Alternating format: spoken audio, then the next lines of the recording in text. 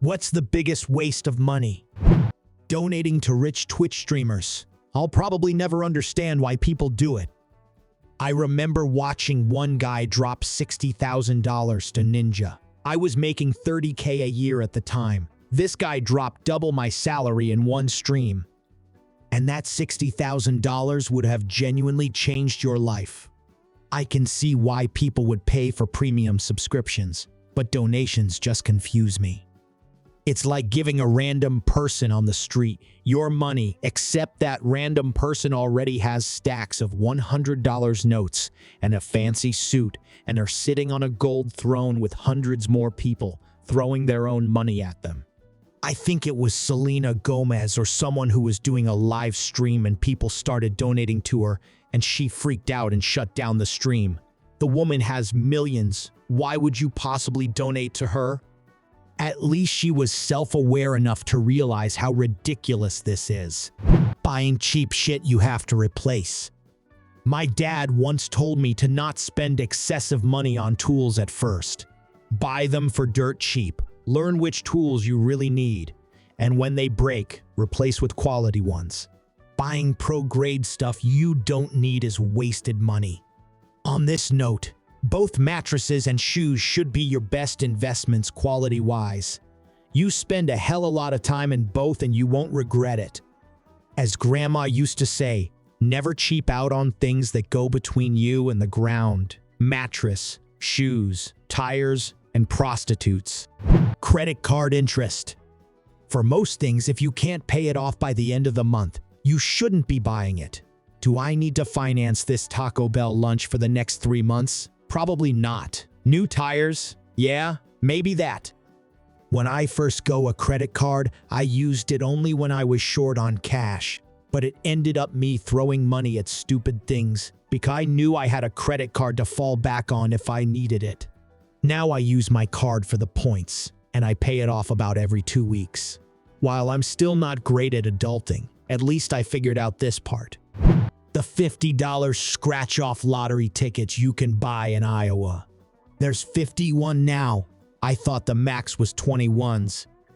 We just got 50 tickets in Massachusetts too.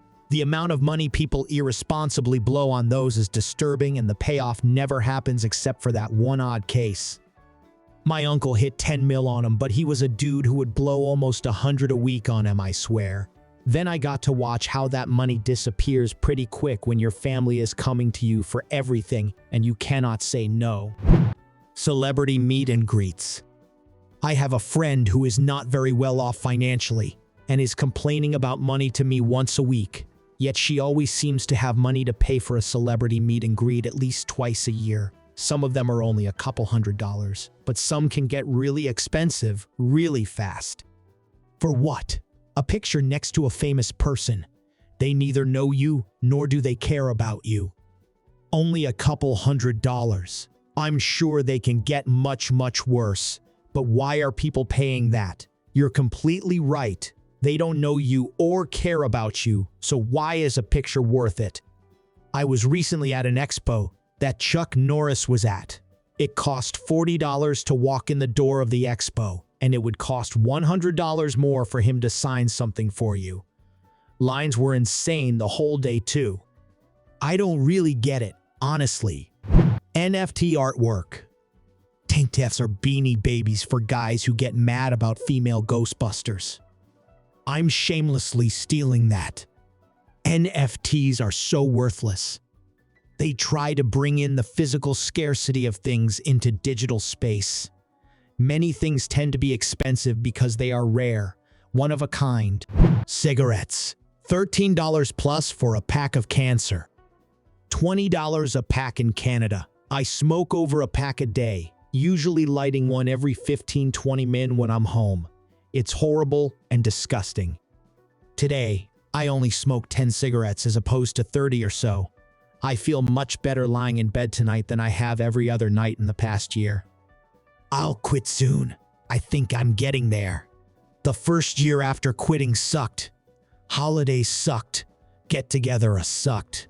I was resentful of the people outside at gatherings smoking. mainly because I felt like I was missing out. It was difficult to accomplish tasks because I used cigarettes as rewards for mini goals throughout the day. I seriously felt like I gave up a huge part of my identity. After that first year, though, I didn't have to do anything for the first time without cigarettes. I was just a non-smoker. I haven't smoked in 8.5 years, and besides that first year, I honestly haven't missed it. I see photos of myself with cigarettes, and it looks so foreign to me. All this to say, I just had to keep my head down for a year. It was rough, but I had a noticeable difference in my bank account, and cigarettes were only $7 pack when I quit.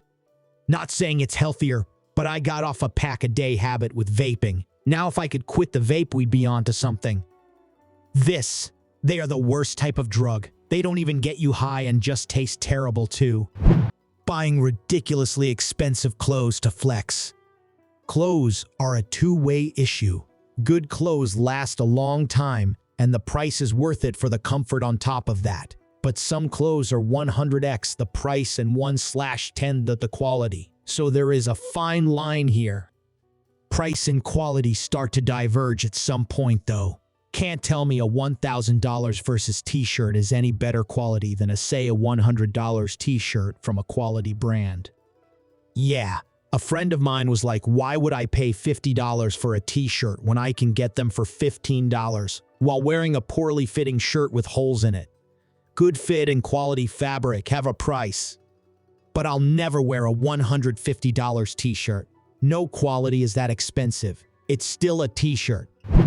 Gambling for sure. I live in a small town where a casino is the big attraction. They've had numerous people shit and piss themselves because they didn't want to get up from the slots because it's just about to pay out. My friend wears a diaper when she goes to the casino. No joke, I was shocked. I once gambled $100 away in about 10 minutes. This was back when that was a ton of money to me. The regret and shame was so great I never did it again. Honestly, winning the first time is the worst thing that can happen to you. It'd be interesting to see gambling addiction rates between people who won Vs, lost their first time. Fireworks. I love them, but it's like 50 per second for the good ones. Yeah, just go to the local firework event and see it free. Weddings. Crazy expensive day. Guaranteed at least one relative will kick up a stink. Massive pressure to be the happiest day of your life. Everything doubles in cost if you say it's for a wedding dress, suit, cake, venue. Just do the quick registry office paperwork, have a surprise party and run away for a long honeymoon with the money you saved. Weddings are only as expensive as you make them, to be fair. My wife and I only spent about $5,000 on ours. Could we have used that $5,000 elsewhere? Sure. But we had a ton of fun and it was awesome to celebrate with our loved ones. My wife and I did. We only invited like immediate family and a few friends. Rented a nice lodge in a wooded area, had BBQ, drinks, and a ton of fun all day. Spent more on the honeymoon.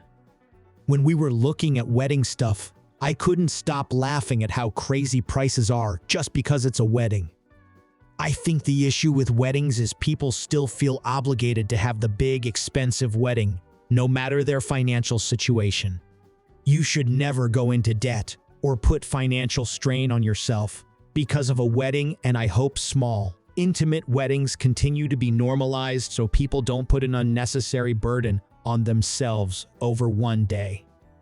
However, if you have the money and the want for it, I still think big weddings are awesome and not necessarily a waste of money.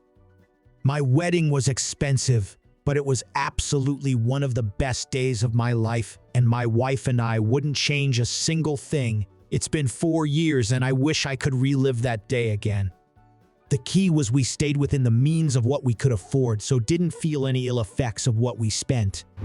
OnlyFans, especially when the hub is free. OF providers say it's not cool to subscribe to someone you know without getting permission. However, I'd never buy OF unless it was someone I knew. The thrill of forbidden fruit is what makes it worth paying for. Yep, Subscribe to exactly 2 OnlyFans pages. Both women I know who I wanted to see naked. Why would I pay otherwise when the internet is teeming with naked strangers? Any dating app subscription like Find Out Who Liked You Now for only $1 billion. I paid for a 1-month sub on one. It bumped my post to the top page. A girl messaged me and we got married. Not Tinder though. It was a less flingy app. Obviously, I was extremely lucky, but you never know. Similar experience as you may not have happened if I hadn't paid for Bumble. We're getting married in August. You'd be surprised how worth it they can be. Depends what you value. Years ago, I paid for upgraded Tinder so I could see who swiped on me. Then I'd go through my area swiping like mad till I found that woman. Much more efficient than swiping and swiping blindly. Found my wife that way. Money well spent. Nothing is a waste of money if that brings that joy to that person. We need to stop judging people how they spend their money. As long as it's affordable for them and they are enjoying their spending, it is all good. The only reasonable comment here. Thank you for watching. Write in the comments what's the biggest waste of money in your opinion and watch our other videos. Bye.